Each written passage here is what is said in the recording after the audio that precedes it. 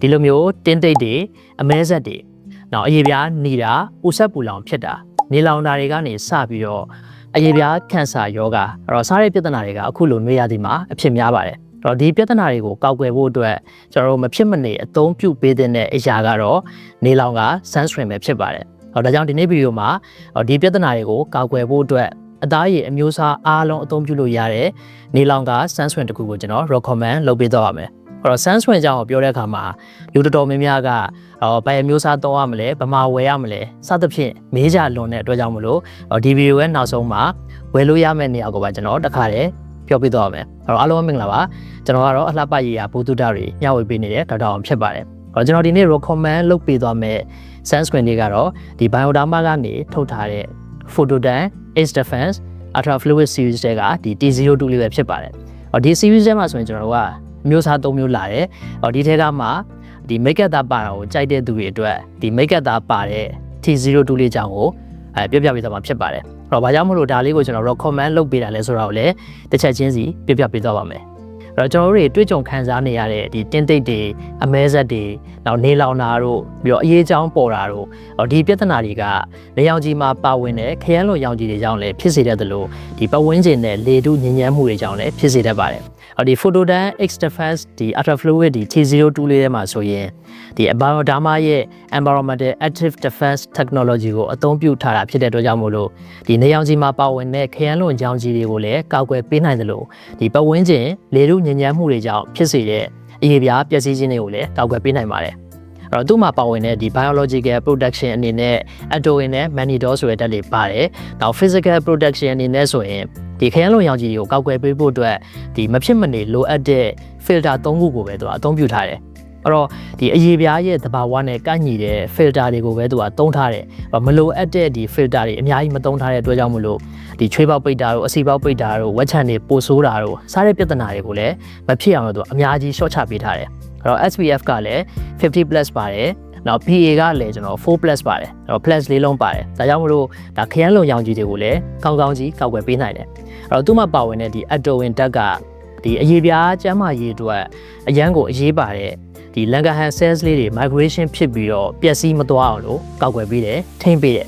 နောက် mannitol ကကြတော့ဒီအားကောင်းတဲ့ဓာတ်တိုးဆန့်ကျင်ပစ္စည်းဖြစ်တဲ့အတွက်ကြောင့်မလို့အရေပြားရဲ့အပေါ်ယံလွှာမှာရှိတဲ့ဒီ keratinocytes တွေရဲ့ DNA ကိုလည်းသူကကောက်ွယ်ပေးနိုင်တယ်နောက်ကျွန်တော်လိမ့်ပြီးတဲ့အခါမှာအရေပြားရဲ့အပေါ်ယံအလွှာလေးမှာ glycofilm လိုမျိုးအလွှာပါးလေးလိုမျိုးသူကလှုပ်ဆောင်ပေးတဲ့အတွက်ကြောင့်မလို့ဒီလေထုညဉ့်ညမ်းမှုတွေကနေပြီးတော့လာရောက်ကန့်ညှိမဲ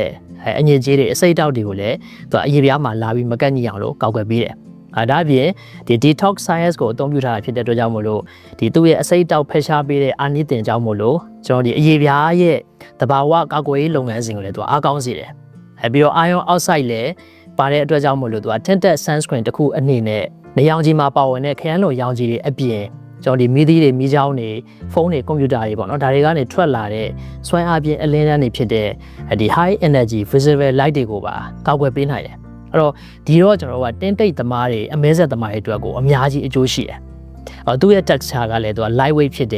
်ပြီးတော့ skin type တွေလည်းအားလုံးအသုံးပြုလို့ရတယ်ဒီ Bioderma ရဲ့ဒီ Phototan Age Defense Sunscreen လေးကိုကျွန်တော်တို့သုတေသနတွေအများကြီးပြုလုပ်ထားတာကိုလည်းတွေ့ရပါတယ်အဲ့တော့သုတေသနတွေအရာဒီ sunscreen လေးကိုကျွန်တော်တို့ကလိမ့်ပြီးတော့6နာရီအကြာမှာတိုင်းတာကြည့်တဲ့အခါမှာဒီအရေပြားရဲ့အစိတ်တောက်တွေကိုဖယ်ရှားပေးတဲ့အာနိသင်ဒီ skin detox power က164%ထိတက်သွားတာကိုတွေ့ရပါတယ်နောက်လိမ့်ပြီးတော့6ရက်မြောက်နေ့မှာတိုင်းတာကြည့်တဲ့အခါမှာဒီအရေပြားရဲ့ဒီ cells တွေပျက်စီးမှုပေါ့ဒီနေရောင်ခြည်နဲ့ဒီ visible light တွေကြောင့်မို့လို့အရေပြား cell ပျက်စီးခြင်းတွေကို69%ထိရှော့ချပေးတာကိုလည်းကျွန်တော်တွေ့ရပါတယ်နောက်လိမ့်ပြီးတော့28ရက်မြောက်နေ့မှာတိုင်းတာကြည့်တဲ့အခါမှာဒီအရေပြားရဲ့တောက်ပမှုပေါ့ဒီ radiance ကို43%ထိတက်လာစေတာကိုတွေ့ရပါတယ်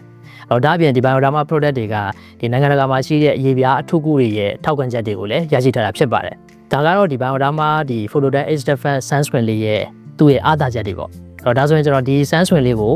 ဘယ်လိုမျိုးအသုံးပြုရမလဲဆိုတာကိုအချက်၃ချက်နဲ့ပြောပြပေးမယ်နံပါတ်1အချက်ကတော့ဒီ sunscreen လေးကိုကျွန်တော်တို့ကနေပူထဲမထွက်ခင်အပြင်မထွက်ခင်မှာမိနစ်20ကြိုးပြီးတော့လိမ့်ရမယ်နောက်နံပါတ်2ချက်ကတော့ကျွန်တော်ဒီကောင်လေးကိုမသုံးခင်မှာသူကဒီလိုမျိုးလေးကျွန်တော် shake လုပ်ပြီးတော့မှပဲ